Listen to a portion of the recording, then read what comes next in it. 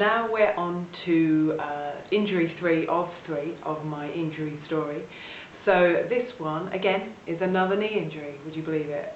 Wakeboarders, typically very bad knees. It's not a case of if you'll get injured, it's when, and I certainly had my fair share of knee injuries. So this would be probably 2 years after my ligament injury. That was all absolutely fine. I was in a competition, and it was a boat competition, and normally I would do cable wakeboarding, so I'd gone up, okay, I'll give it a go. Went out, was probably a bit reckless.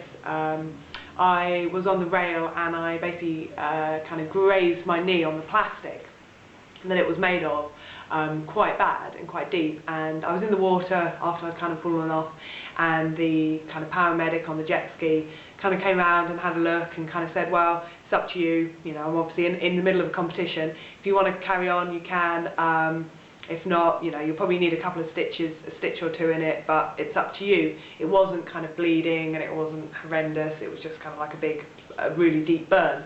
So I decided to carry on, backwards and forwards, went up the length, was coming back, and it was basically going to be my last trick, last little stretch of water, and I was like, right, okay, there's this trick that I can, you know, can only every now and again land, but I knew that the reason I wasn't landing it was because I wasn't extending my legs. As I took off for the jump, I wasn't extending my legs kind of fast and hard enough. So I thought, right, really going to kick it out as I kind of hit the wake, hit the water ramp.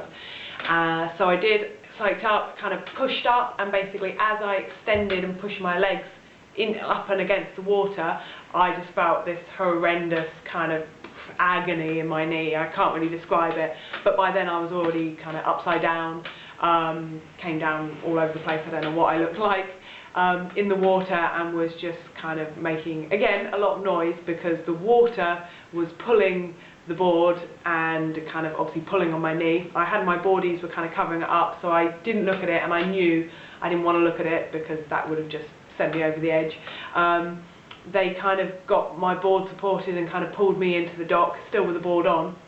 I pulled my boardies up to kind of show a friend of mine who was standing there, and just his face was, oh my God, and I saw my friend nudge and go, don't make that face because you're just going to scare her. So I knew it was bad, but I still hadn't looked at it. Got taken out with the paramedic, loads of gas and air. I think I got through a whole canister and a half or something of gas and air. And they weren't really telling me much, but ended up getting helicoptered out because basically it was a competition. There were so many people around, and generally getting an ambulance. I was in Wales to Bangor Hospital was going to be a nightmare, so I got a nice helicopter ride, which was good, although I couldn't look out the window because I was strapped down and in kind of the tail, I think. So I got to hospital, they did all the usual kind of scans and all that kind of stuff, and the doctor came in and said, right, do you want the good news or the bad news? Basically, the good news is you haven't dislocated it, the bad news is you have broken it. So what I'd done is basically broken my patella tendon, and I'd also torn the quad muscles away from the bone, from where they connected. And looking back, I think the reason why was the burn and the kind of graze that I'd got on the knee had messed around with kind of the proprioception or in my knee and the nerve endings. So when I'd taken off and extended my legs, my quad had pulled too hard for what it normally would do, and that had been what had pulled it off, because it definitely, the doctors were saying, are you sure you didn't have an impact?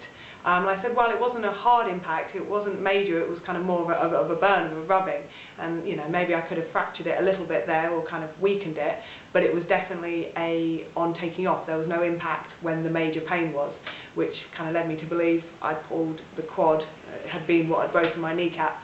So had an operation, I think that same night, was in hospital.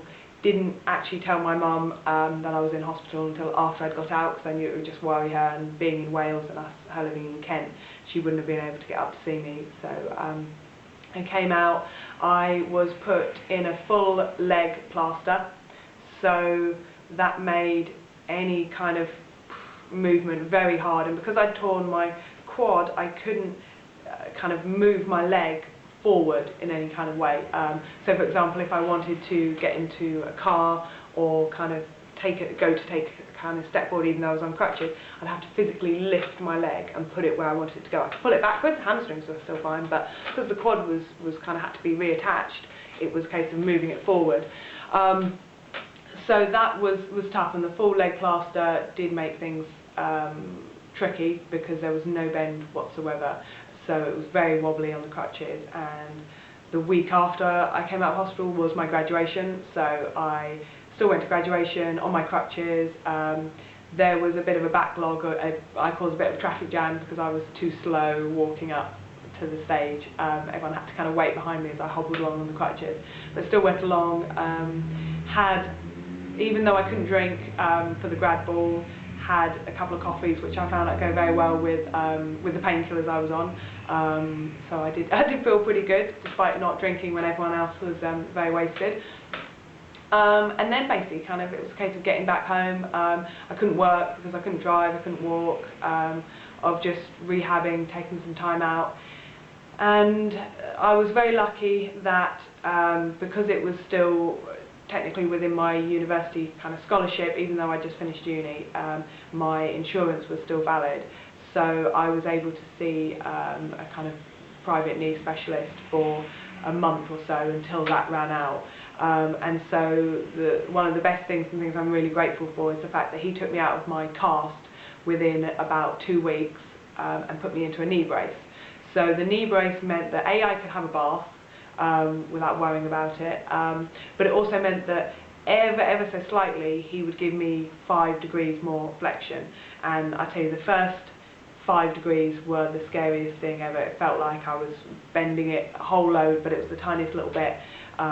But I think it made the difference because bit by bit I would still be allowing the bone and the muscle to heal, but it meant that I wasn't losing my range of motion, which is the most important thing. You can always build up your muscles back up again and your ligaments back up again over time, but your range of motion, if you don't work on that, that is really tough, and there's kind of no going back. And the doctor did say to me, and this is what really made me work hard, was if you don't get kind of your full range of motion back, then you'll be back in here having a second operation, and I will be literally putting you under and forcing your leg to bend, which, how it felt at the time, I was not having. So I worked very hard on the flexion, and things were going well until I had a little bit of a setback, which I will tell you about in the next video.